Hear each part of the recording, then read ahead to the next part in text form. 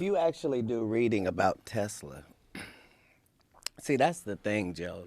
That's why I love history so much because once you find out that this world is a circle, you can never get lost. Like, Right. you can look at certain things and it'll tell Patterns. you what's going to happen later, like with amazing accuracy. Hey,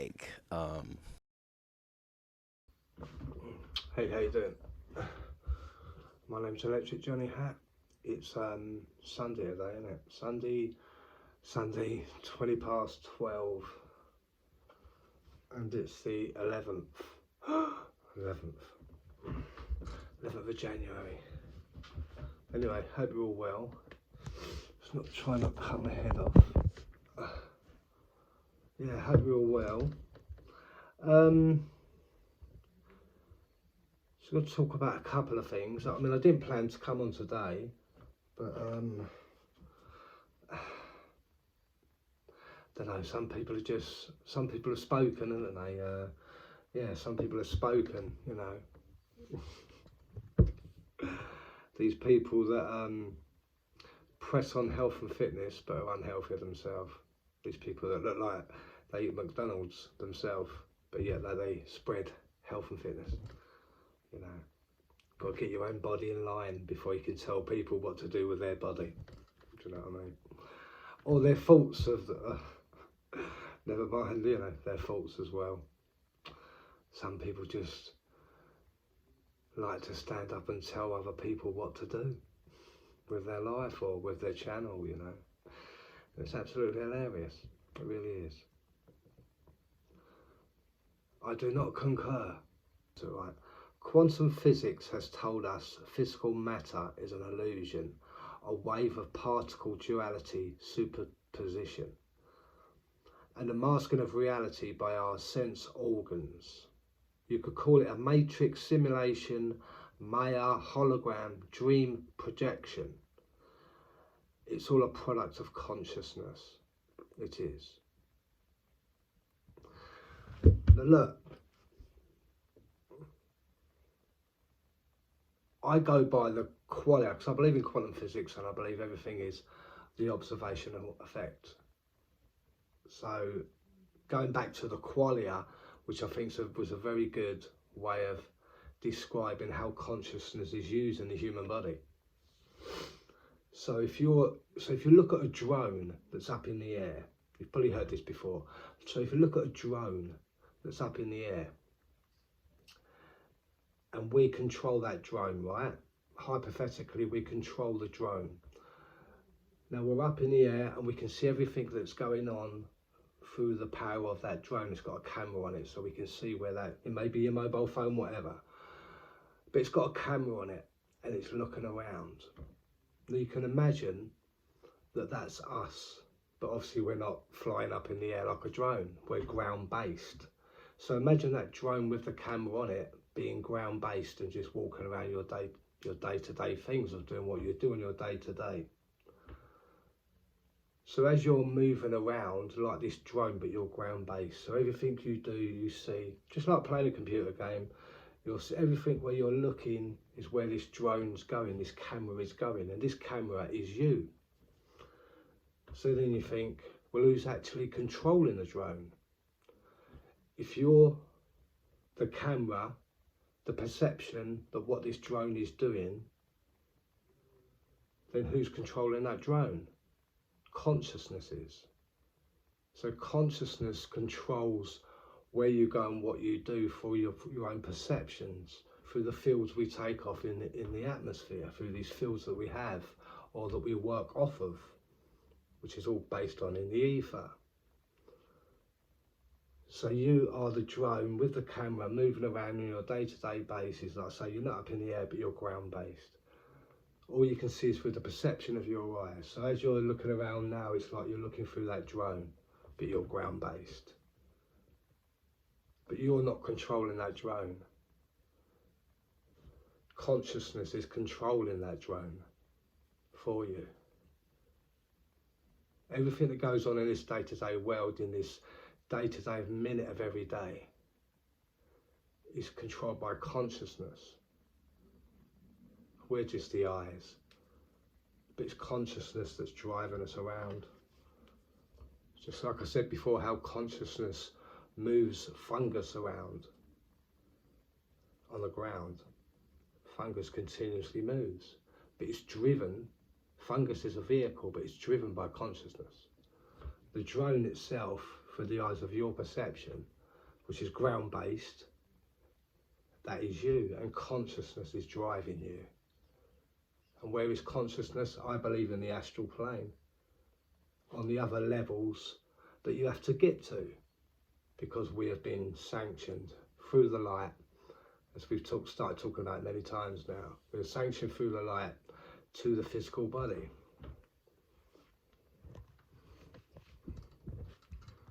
Quantum physics has told us physical matter is an illusion of wave-particle duality superposition,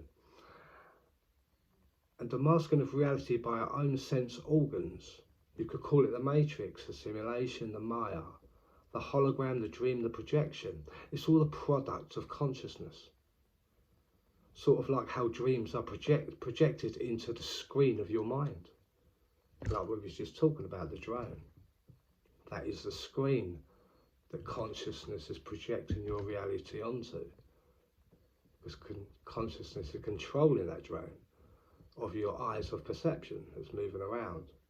In the string theory, it persists that all physical matter we see is comprised of molecules of bonded atoms. These atoms are different elements. These elements contain a certain number of protons, neutrons and electrons.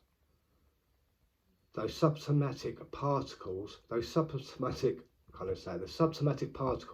consist of quarks. Those quarks are a conjunction of what dimensional vibrating strings of primordial energy. The frequencies of those vibrations determine what the particle appears to be. Sort of how a guitar can pluck one string, and depending on the vibration of the string will be heard on the chord of A, F and C, etc.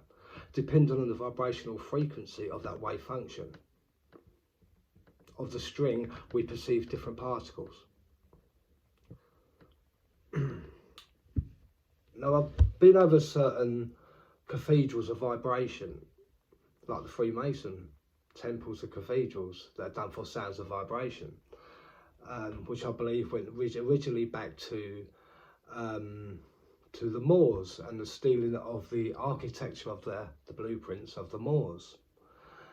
And many of these Moors buildings that were taken and then rebuilt or built all over Europe, all around this country, all around America, just basically everywhere.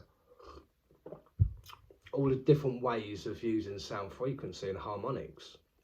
You can look into Eric Dollard for this. He goes well deep into harmonics and how these things are actually working, especially the old style cathedrals with the old time organs that played through, was it 2 or 3, I think it was 3 tunes at the same time through the mass of the power of the organs. They had the tubings that came right off of it, the horns.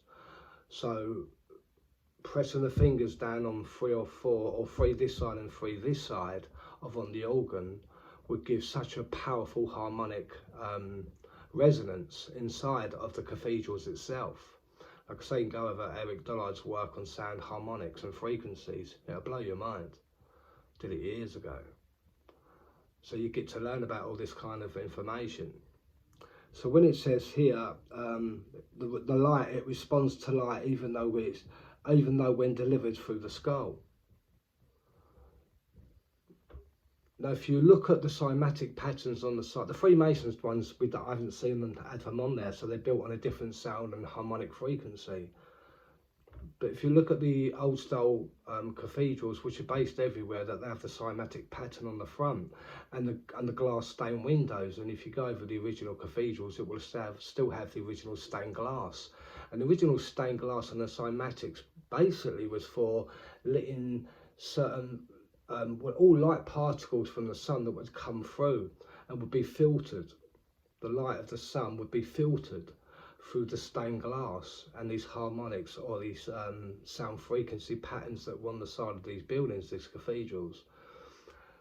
So the sunlight would come, strong sunlight would come through the window, the stained glass windows, and it would lit off certain light rays, filtering out the bad of the sun, especially at its hottest times of the sun, would filter out certain lights going through the stained glass. So it would make it into a powerful resonance and harmonic light system that would go into the body like a healing system. So that's basically originally what the stained glass was actually for the sunlight to bounce off and go straight through to give us a safe rays that were coming off the sun, which were actually good for us, and saving us, I suppose, from using so much melanin, or even though that's what the body's built for anyway. I also said like 5 years ago about the pyramids and how the pyramids were actually built. I've already said this, they're built through moulds, concrete moulds. I've already said this. And if you go up close to the pyramids on the outside, it's a mixture of loads of different materials that's just been basically, this is why they never show you the pyramids close up, because there's a lot of facades on the pyramids of different materials that they just basically chucked on, which is just on the outside of it. But inside each of the chambers, you would have different lights coming through, like I just explained by the cathedral windows and the somatic patterns cathedral windows that would let the light come through, and it would be filtered. The pyramids, with different chambers of the pyramids, would do certain things like that as well. It would take, so you'd be into one chamber and the light would be filtered through different chambers coming all the way through the pyramid itself. So where the secret societies would do their initiations in this as well. Some people are saying is that the water-based system, why the pyramids were actually on the side of the Nile when the Nile was actually there properly. They're saying the Nile was there for a water tank version, a water tank based thing. No, I don't believe the pyramids were for that at all. The waters on the side of the Nile was basically for the cooling system. That was actually where the graphite white rods conductors were connected to the gold capstone that was removed, and the actual graphite rod conductors went into the water for the cooling system. It had to have a cooling system. I've already explained all this. I've already put videos out on this proving this. The water off the Nile was basically for a cooling system for the pyramids itself. So when they should do their initiations, and I went back to Bill Cooper like 4 or 5 years ago, finding about the initiations of the pyramids itself and why the secret societies like Freemasons or Rosicrucians and that would do, and other secret societies as well, would do all this worshipping of initiation inside these, the same place where the light would come down in these different chambers. So all these different chambers were built for different things, but they weren't just built for initiation. They were built for a lighting system that would be filtered all the way through the pyramids itself. So people would be inside the pyramids for initiation, and they would get the power of the sun that's been filtered. Just like the stained glass that is used in cathedrals, even to this day. Well, whether it's used for that reason now, I don't know. Maybe it is still used. Not to the public, obviously.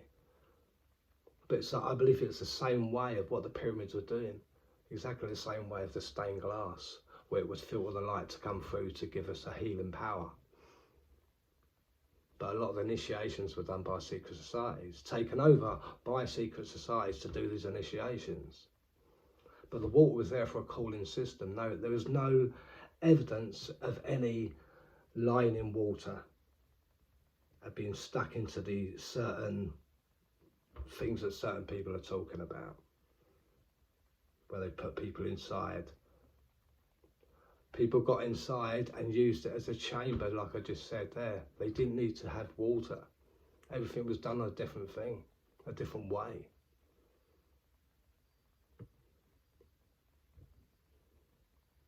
Why did the status quo take away the Nile and put it down to a trickle to take away all this power of proving it was a cooling system? Why did they take away the graphite rod conductors? Why did they take away the gold capstone on top? Was the plateau itself just one electrical grid? So the power of that, or the huge power of that actual plateau itself, was actually being lined up lined up, lit up by like ley lines. So everything on that plateau was an electrical grid. So the pyramids and everything else that was on that plateau grid originally was working off an electrical system, an electrical grid.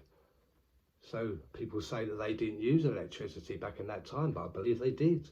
The gold capstone, the graphite rod conductors and the cooling system proves that to me anyway.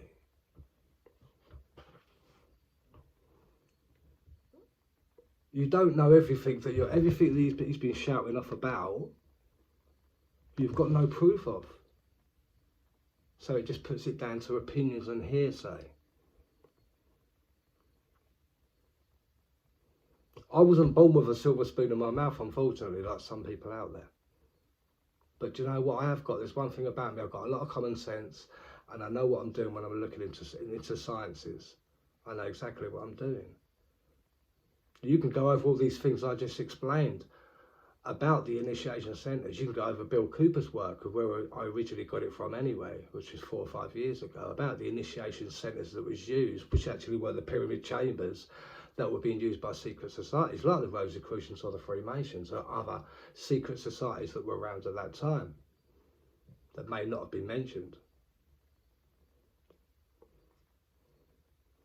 I will stick to everything I've said regarding the pyramids. You can check out the lighting system, the way it came through certain chambers to give us a healing system of light from the sun. You can check all this out. It's all there. You can check it out. The cooling system of the Nile, while the Nile was taken down to a small trickle by the status quo. You can go over that. You can look into all that. The Hoover Dam, which was all built on the same kind of thing. Everything was taken away or added, like a Hoover Dam and many other dams all around the world that were used there for destruction of tribes, because everywhere they built a dam there was a tribe underneath, and they took out those tribes any time they wanted to. In the end, just had to force all the tribes away, just so the Freemasons originally, because the Freemasons own all land, so the Freemasons and other secret societies at that time could take over that land by getting rid of these tribes. The tribes kept coming back after they released these dams. The tribes kept coming back, but eventually the tribes just got forced out by the continuously killing of their people.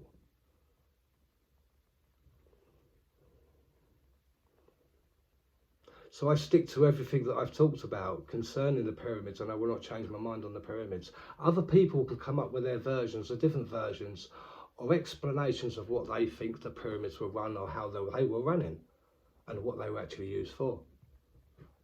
But you have to prove these things, fella. If you're going to talk about this stuff, you have to prove it. You can't just jump up and say, I know. I told you these were concrete moulds. I've been talking about this for 5 years ago, that these are concrete moulds that were built up and up. They built up from the pyramids. They built one, then they did it.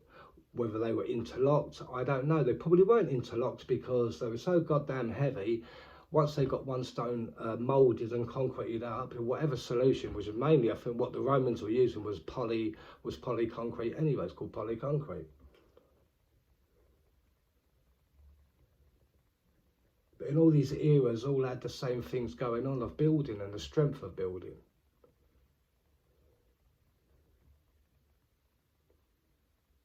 You can look into everything I've said. Everything I've said I think is truthful.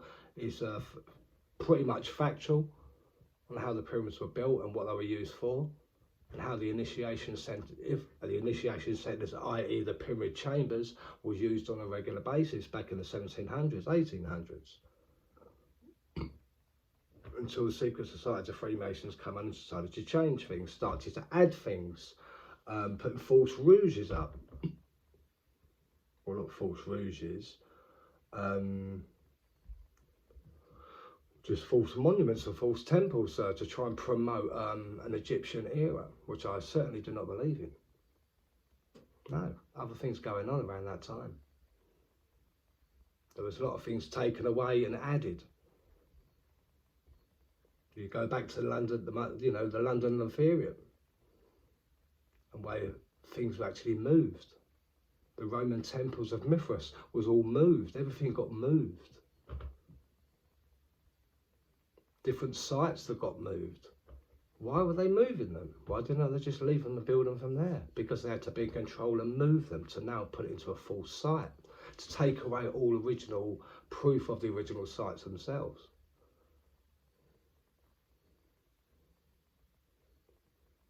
Now, I said about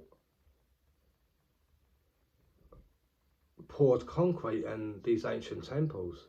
Well, if you look at them, the poured concrete, halfway through of them doing the poured concrete and chiseling these structures out, they looked like melted buildings, and this melted building theory that's been going on for nearly 10 years now. But the melted building theory can quite easily be proven by the poured concrete theory, which is what they did. And we know this by many underground Turkey, you know, structures in Turkey that were built for underground bases. They were all actually carved. They were carved through a poured concrete system. To the Grand Canyon, where they left massive hooks, huge hooks, which were used for holding on, you know, masses of concrete, so they could be poured, which we still find to this day, these hooks, huge hooks in the Grand Canyon that were still halfway through being used and on the system of building this poured concrete of unfinished structures that were never actually finished. They never got to be finished. The hooks are still there, just like you'll see today, you know. Back 20, 30 years ago, they've always used these on huge construction sites. These big hooks, you still see them today, with poured concrete. So it would swivel out and the poured concrete would come out, but it was all controlled by a hook. You still see this going on today. They still do that same system today, and it was done then as well, and that you could see in the Grand Canyon. Why is there hooks left in the Grand Canyon? Because it was used for a poured concrete system. I think the Wi-Fi's went over the same thing, didn't they? On the Joe Rogan show. They found these hooks of the poured concrete system.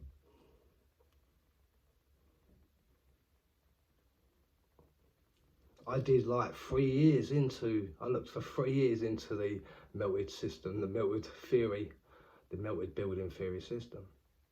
And I was never ever sure about it until you find out what was happening in the Grand Canyon, what was happening in Turkey, all working on the same basis of poured concrete and then carving these places out. How long did the Turkey one take? Underground Turkey was all carved.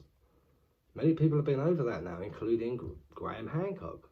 Some of you like him, some of you don't. But what I can personally say about Graham Hancock, I would never have got into geology if it wasn't for Graham Hancock. You know, if it wasn't for Brian Forrester. These people got me into geology. So I have a big thank you to say to Graham Hancock, Brian Forrester, because these guys may be a mainstream version of getting into geology, but they still got me into geology, and many other people as well. My name's Electric Johnny Hat. I will not change my mind on the pyramids, the poured concrete system, because there's proof of all these things. And some people would just want to throw out this, I was going to say stupid theory, but I'm not going to I can't call it a stupid theory, because I once looked into it myself for nearly 3 years. But it's not until you get to the facts and see what's actually really been going on here